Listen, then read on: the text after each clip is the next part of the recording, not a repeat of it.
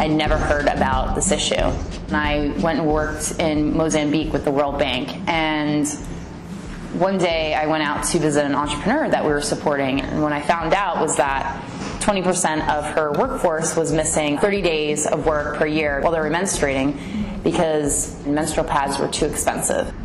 For fear of embarrassment, they would stay home from work, and I remember that day and just being shocked.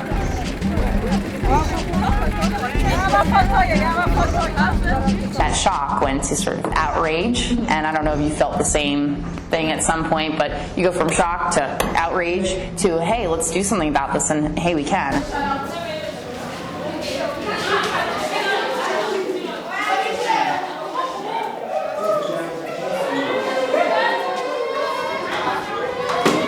She is Sustainable Health Enterprises, and we are a social venture using business approaches to address different social problems.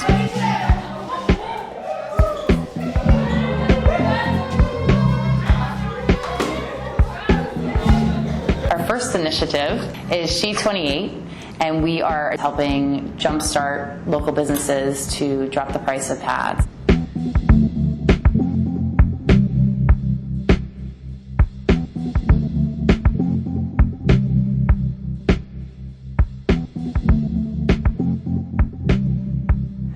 There's an absolutely loss in education, a loss in productivity, and a loss in health and economic development, but I think more than anything else, it's a loss of dignity that has driven me.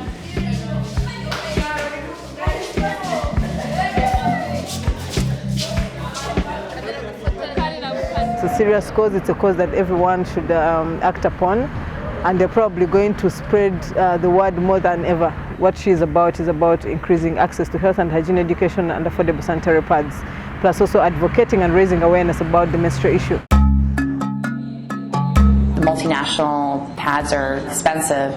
In Rwanda, they're more than a day's worth of wages because the finished material is imported from Europe. So one of the solutions was trying to figure out local materials that could be used to drop the price of the pads. It was exactly 2 years ago, the first time I was in Rwanda. Literally, I was looking around with my two colleagues that were with me. They were eating potatoes or carrots, thinking about, oh, can we use, or cassava, can we use the roots of that? Can we use the leaves of that? And going home and filling up a pot and boiling it up and trying to see if it was absorbent. We actually found out that banana fibers could be absorbent, and that's how it started.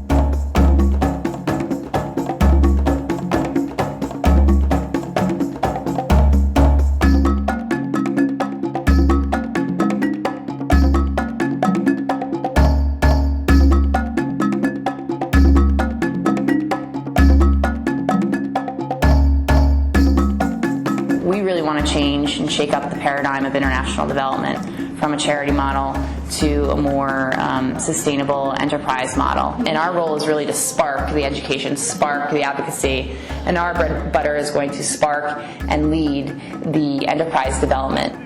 At first, we've started with distribution enterprises. We've had community health workers sell directly to consumers, dropping the price by 15% and including some income for those community health workers. What we did today, we broke the silence.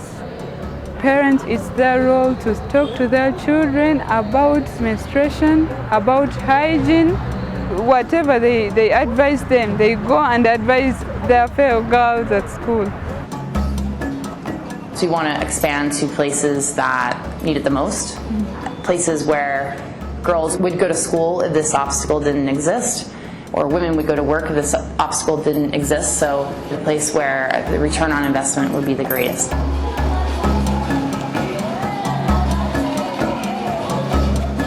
Yeah, There's not a day that goes by that I am not invigorated and passionate about that. And I feel truly privileged to be able to do something that thrills me every day.